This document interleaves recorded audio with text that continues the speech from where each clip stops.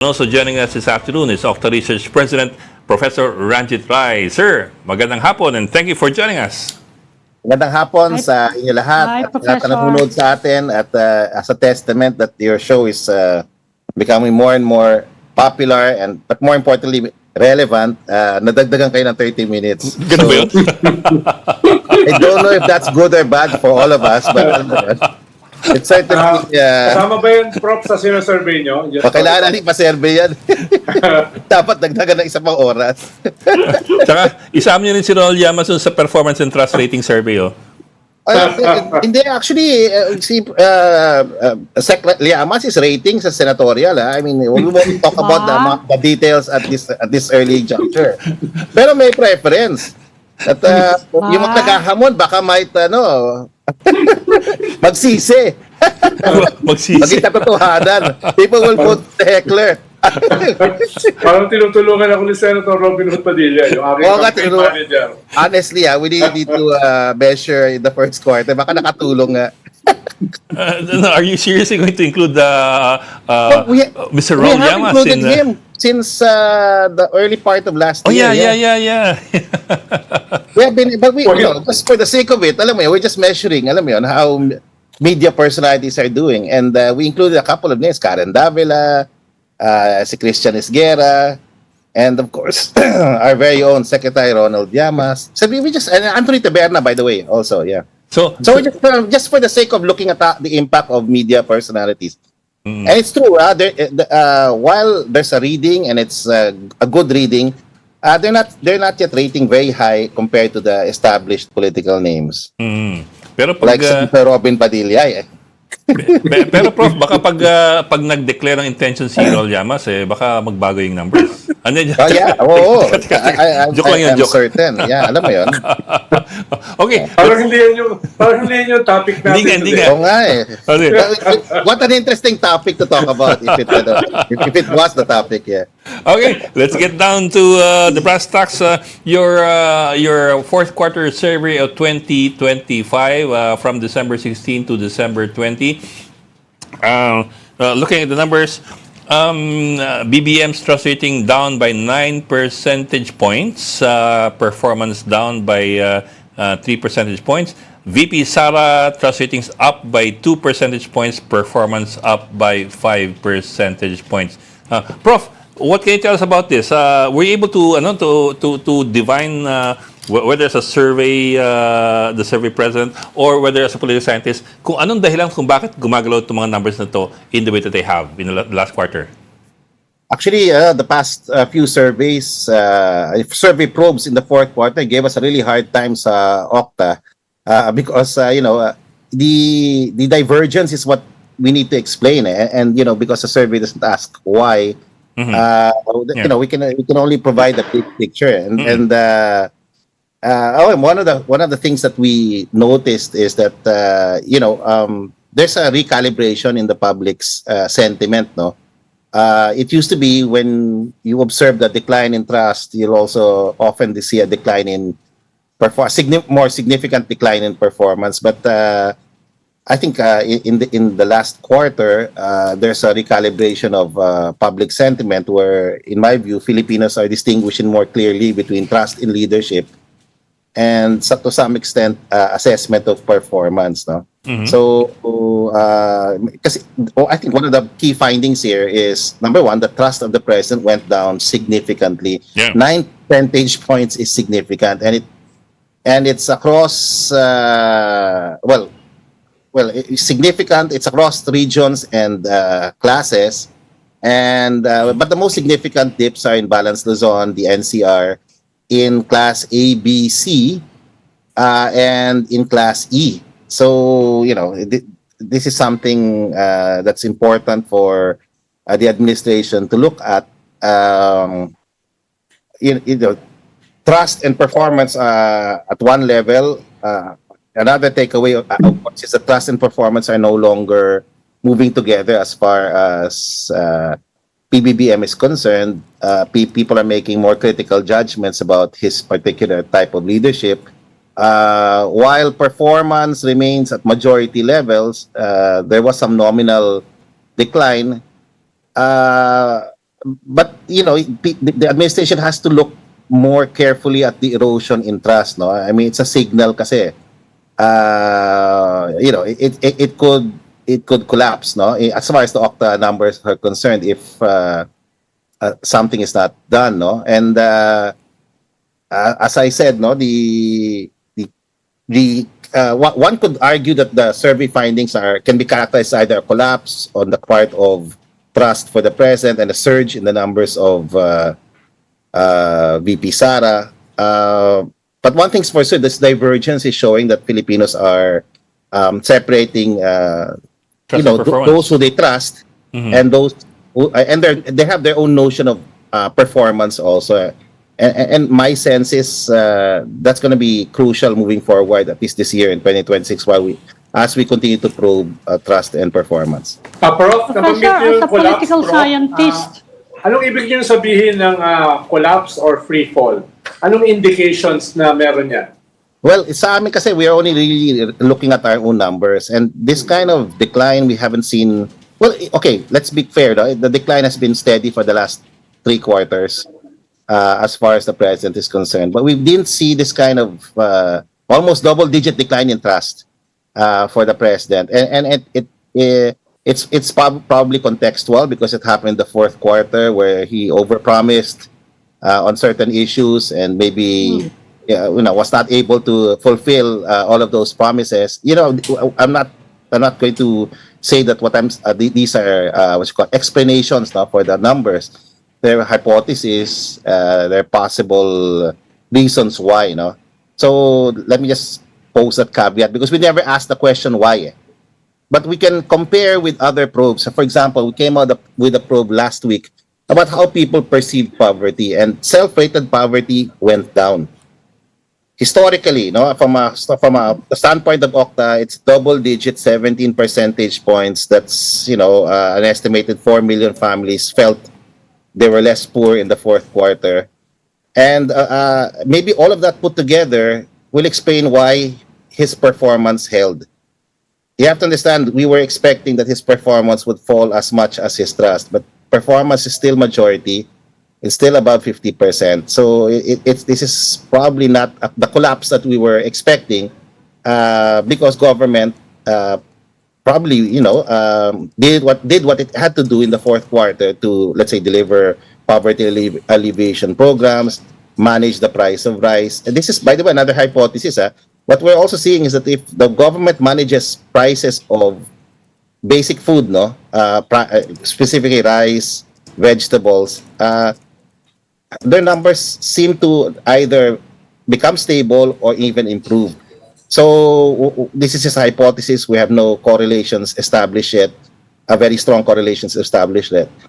But this is what we're seeing. The government was able to do certain things in the 4th quarter to probably respond to the growing criticism caused by the flood control scandal, to rally the economy for what turned out to be not a very strong finish. So all of this probably affected people in a positive way, and therefore explains why his performance ratings have not collapsed the way we saw with his or declined, not collapsed, but declined the way we saw the decline in his trust. So these are just possible ways of explaining it, not as a political scientist.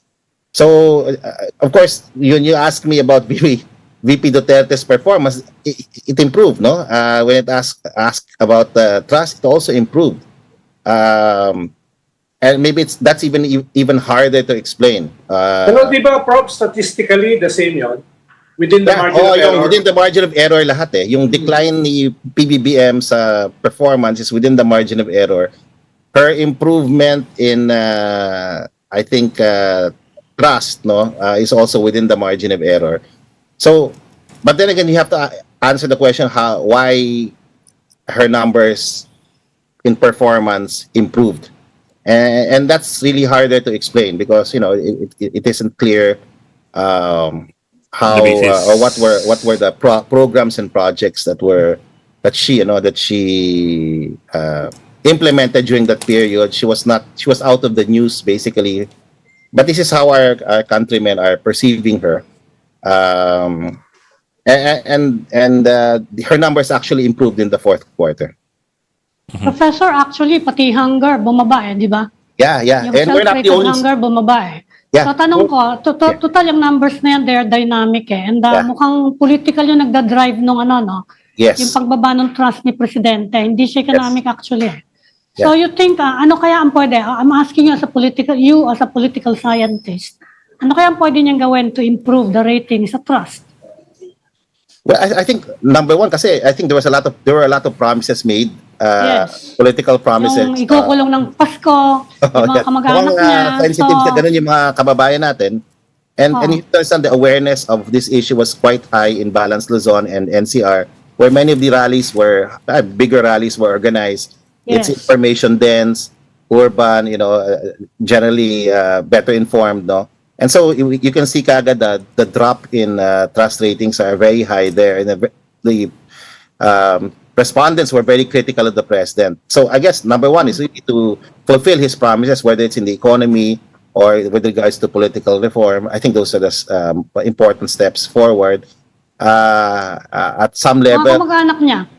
Mga Yeah, kamag-anak it's niya. Kasi possible. yun yung pinaka-base, yung pinaka-ano yun Yun yung pinaka-question from the start How far are you willing to take this campaign di ba? Yeah. Dahil ang suspicion nga, pati mga kamag-anak niya involved. Sa tingin Yeah, mo, kung meron siyang movement in that direction, na positive, makaka-recover kaya yan? I think so. But again, these are just really wild guesses, no, from my part. But when you talk about trust and performance, it's a confluence of many factors. I think the economy is a big issue because we also came out with Yes. our fourth quarter urgent national and personal concerns, and it's still the economy. But in the top 5, you have these issues about political reform, about corruption. So corruption is still an important issue, but the sustaining of the momentum gained in the fourth quarter with regard to self-rated poverty, its decline, self-rated food poverty, continuing improvements in hunger. I think this will all, if we continue that momentum, government rolling out its programs for poverty alleviation, I think his trust ratings will improve. I also think his performance ratings will improve. We have to understand this was the worst time for the administration, the third and the fourth quarter. I don't think we found there's any time where the crisis was so elevated, and yet his numbers still, or the administration's numbers still held. See, Filipinos, in my view, look at performance from a government standpoint. They don't look at the person. When they ask them, tiwala, okay, they look at the person, and that's what they're saying. Nag-decline yung tiwala nila sa presidente. Pero pag tinanong natin kung may nagawa ang gobyerno, in terms of performance, I think this is a different picture. So, mababa ang tiwala nila sa presidente, pero nakikita natin kababayan, may nagawa ang gobyerno. So, at some level na mitigate yung possible negative effect of the last 3 months as far as politics is concerned. Prof, pinag-uusapan natin kanina yung correlation Hindi ba tumataas or natiling mataas si Vice President Sara dahil gumuguho si Presidente? Pwede. What if merong third alternative? Paano sa ngayon kasi yung nagtatapatan ay yung Presidente at saka yung Vice? Paano kung may sumulpot na someone viable na pwede siyang magpakilala siya as an alternative? Pwede ba yung makabawas dun sa Vice President na mataas? Parang kinukong ko lang yung correlation. Kaya mataas yung Vice President dahil siya pa lang ang nagpapakilala na kandidato. At yung Presidente, hindi na kandidato Yes. Tapos na yung kanyang term At lahat ng problema ng bansa sa kanya binabato. Yeah. Kaya kung ganun yung correlation, ganun din yung dalawa, syempre, mananatiling mataas Yung Vice President. Pero kung may susulpot, may magsimulang sumulpot na alternative, hindi ba yung makakabawas sa Vice President? Or, I don't know how to answer that pero one thing's for sure, if this impeachment process unravels, no, and there's a trigger, Professor Carl Joy, esteemed professor of the University of the Philippines, I talked about the Salin. I'm telling you, that's a big trigger. If that comes out, that might trigger some sort of trust and performance decline on her part. Because if these allegations being discussed by Prof. Claudia are correct, in our surveys, it's very clear. Hindi gusto ng mga ating kababayan yung nagsisinungaling at nagnanakaw. Talagang bumababa talaga yung ratings now when we look at the individual candidates, clients, no, who are trying to win elections or plan campaigns. That kind of quality is very high among everyday Filipinos. So if that happens and there's some truth to it, then that could be a trigger for a rapid decline in her numbers. So, and of course, moving forward, somebody with credibility, somebody like you, running or somebody very articulate in critiquing, Robin the Hood will politics. disagree. Oh, yeah. Well, there's somebody need to convince Sec Liama, si Mamami. She's not voting for you. But the thing is, you're right. No? There could be other colorful and very good. The country is looking for leaders. There's around 30% of the country that's basically independent, that's out there waiting for a new movement, a new leader, and a new movement. And that's different from the administration, and certainly different from the movement being pushed by VP Duterte, that Duterte movement, so-called, no? And they're just waiting for that leader to come out. Pero Prof, have we seen movements of this magnitude before? Itong mga almost double-digit magnitude in previous cases. I asked it kasi you already used the word collapse kanina, and that's a shocking word. So I'm trying to contextualize it in the sense na have we seen this kind of movements? Okay, let me clarify. No, this is not a story of collapse. That's precisely it. Because there's a divergence between trust and performance. You have performance at more than 50%. So this can't be a story of collapse, at least as far as OCTA surveys are concerned. This is a significant decline, no? And it's something that the government has to address, no? By going back to what the president has promised over the last 2 or 3 quarters, or over the last 3 years. And that's what I wanted to basically emphasize. This is not a collapse, no. And my sense is this divergence between trust and performance, as far as the president is concerned, is really the public becoming more critical, no. Filipinos are distinguishing more clearly between trust in leadership and assessment of performance. And that's what I wanted to emphasize. This is not a collapse, because we thought it would be a collapse by this time, because you have a 9 percentage point drop in trust, but the performance held. So this could actually be a turning point also, if the administration is able to push its agenda of good governance forward. If the cases against, as Ami rightly pointed out, if the cases graph cases against these people in our members of our political elite prosper, I think it could also actually signal a turnaround. Professor, yung pag-increase ni Vice President Sara is within the margin of error. Yes, sir. Hindi ba yan pwedeng i-classify as a plateau? Hindi ba siya nagpa-plateau? Well, kasi we're just really describing her numbers in the last quarter and this quarter. But if you're looking at trends long term, it's in decline, actually. It's in decline, and the decline ended this particular quarter, fourth quarter, Q4 or fourth quarter 2025, where she had some nominal improvements in her trust and approval ratings. But we don't expect that to hold, especially this February, when there's going to be, in the words of Professor Claudio, 4 possible, your reporter pala, no? Possibly even 4 impeachment complaints, no? So all of these complaints will have some substance, and in my view, that will have an impact. That will have an impact on her trust and performance ratings. Her basic strategy now is, as one professor in UP said, is the Chinese proverb, no? You speak less, talk less, mistake. Sabi ng professor ko. Kasi you look at it's funny, you know, he was critiquing our survey, and we have a small Viber group of professors looking at the numbers, and was saying, what's the lesson learned here? Here's a president who's trying to perform the hardest he can, no? But he gets poor ratings. And here's a vice president who does nothing, and at least that's his point of view, and talks less, and she gets better numbers. So, Professor, parang Lito Lapid framework. Si Lito Lapid lang ang artista na nag-survive at nanalo. Totoo yan, that's true. Yeah. So, but this is Malakas yung TV point show of view, niya sir. eh. Malakas yung That's TV a show. very popular TV show. Ang It is. probinsyano. Oh. Yeah. But these are interesting times, no? Kasi in tomorrow or the day after, we're also releasing another studies. We're talking about yung political representation, no? How do people think of our representatives, no? So we ask the basic question: do you think your representatives, both local government and congressional representatives, listen to you? So we'll release those survey results. I think on Wednesday.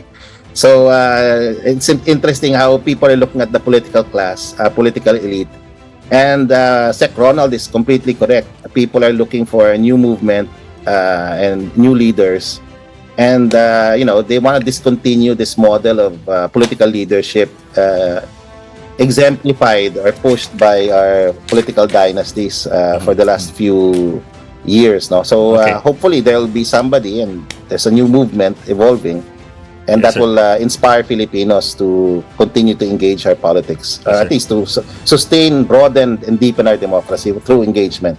Yes, sir. Sir, I have to correct you na kasi we're already in overtime eh. Nag 5:30 na nga kami tapos nag-overtime pa kami. Baka Baka gawin gawin pa na kami sa 2 isto. hours, Professor. 2 hours. OT na, OT. Okay, thank you for joining us. Congratulations. Dr. Ranjit Rye, Pangulo po ng OCTA Research. Thank you, sir.